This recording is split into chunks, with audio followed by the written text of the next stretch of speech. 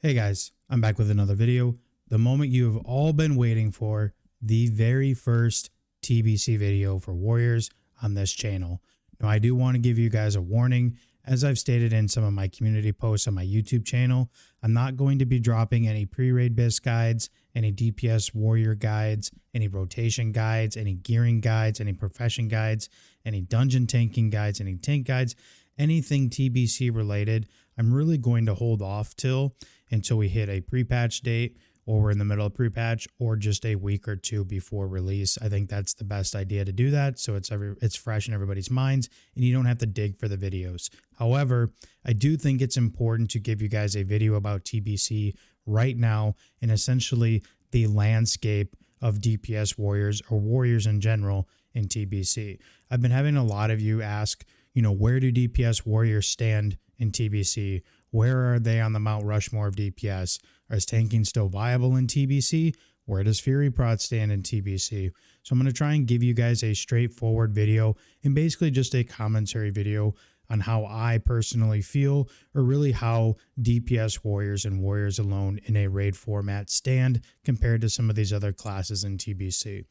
So before we actually get to really the sad truth of TBC warriors, I do want to talk a little bit about the positives about DPS warriors. DPS warriors are still easily the top physical DPS in the expansion.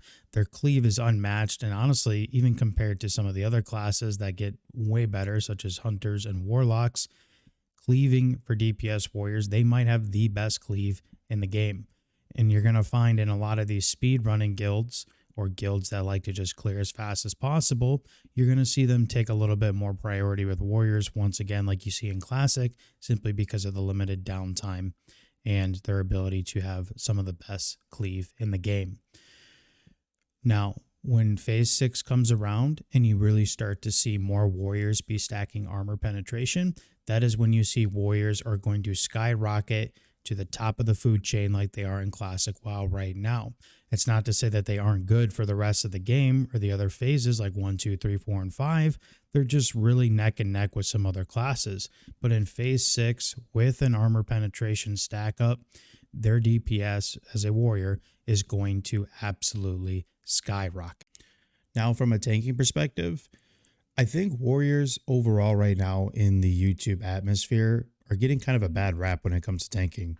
Warriors are still very, very strong main tanks, and you're going to find them being used a lot in bosses, obviously where you need a lot of mitigation, but also like single target bosses. So bosses like Magtheridon, Gruuls, and then there's actually quite a few bosses in Tempest Keep and in Serpent Shrine Cavern that you will actually benefit from using a warrior tank. Now, if you're in a guild that min-maxes, or a guild that speed clears, or a guild that cares about just killing things as fast as possible, you're not really going to see warrior tanks. You're going to see prop paladins, and you're going to see feral druids.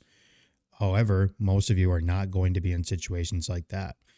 I think warriors right now are getting a bad rap due to some other content creators or due to some other videos.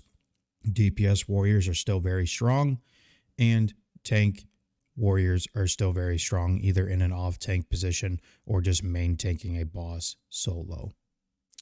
Now, the moment you've been waiting for, the sad truth about warriors in TBC is that your spots in raids are going to be very, very, very limited. If you're in a guild that follows metas, or that will be doing what everybody else is doing or what content creators tell them to do, what you're going to find is that you might have only 1, 2, maybe max 3 warriors in a 25-man raid, with one of those warriors being a designated off-tank. With dual spec coming out that they've already announced for TBC, you might only see 2 warriors in that raid, and both of them potentially have to flex to off-tank. Now, what I'm trying to get at with this is, if you're in a guild right now on Classic, let's say a 40-man raid roster, and you are the 6th, 7th, 8th warrior on the roster compared to some of the other pumpers, you're not going to have a job in TBC. Now, this is looking at it at a negative standpoint.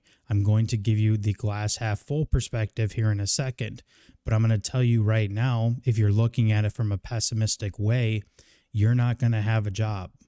you're going to have to be looking for a new guild, because a lot of these guilds that are, I guess if you want to call them top-notch guilds, already have their warrior situation figured out, simply because they're not bringing that many. Now, why they don't bring that many is because you're going to have one for the debuff, the Blood Frenzy debuff, and that will be your Arms Warrior.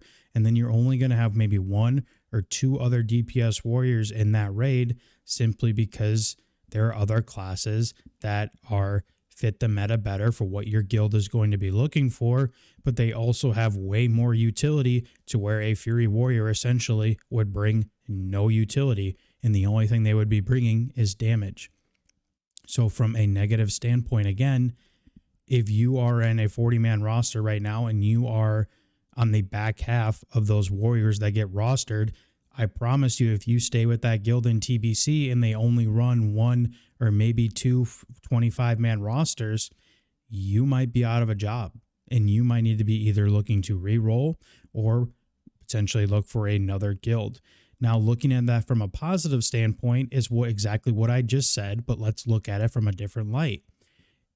There are going to be a lot of guilds out there that get created in TBC because of the smaller raid sizes, because there is now 10-man raids and 25-man raids. Now, it's not like Wrath, where you see the same gear in 10-man. There's no 10-man option for these 25-man raids like you see in Wrath. However, you're going to see a lot more guilds form because they don't have enough players to do 40-man raids anymore, but they're only 25-man raids, right? So you will see more guilds, and potentially a lot of these guilds will have an overflow of players because they like the guild so much that they're just going to have more 25-man teams.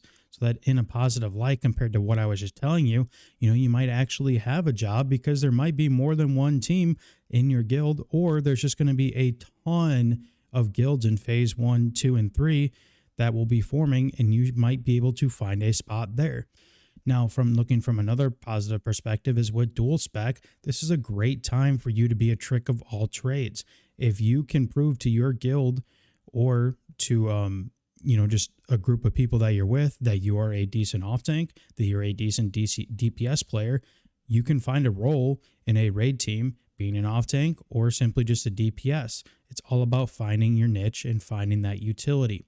So again, the sad truth about warriors in TBC is, yes, they are still phenomenal. And in Phase 6, they will skyrocket if you are geared correctly to the top of the food chain like nothing. They go from, top 4 to number 1 right away because of the gear that's available and armor penetration.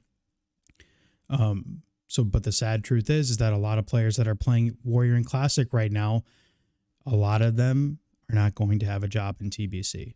Now, luckily for you, a lot of these people that are mid-maxers that are playing Warrior right now are probably already re-rolling to Shamans and Hunters and Warlocks so they can continue to chase those 99 parses with ease. Hunters and Warlocks are insanely broken in some of these first couple phases, and you're going to find that. So a lot of these mid-maxers that are just chasing parses that are currently playing Warrior right now will be playing other classes, so that's another bonus for you.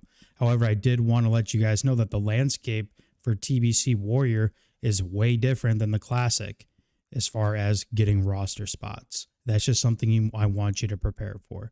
I hope this video helped. Be sure to subscribe, and I'll see you guys another time.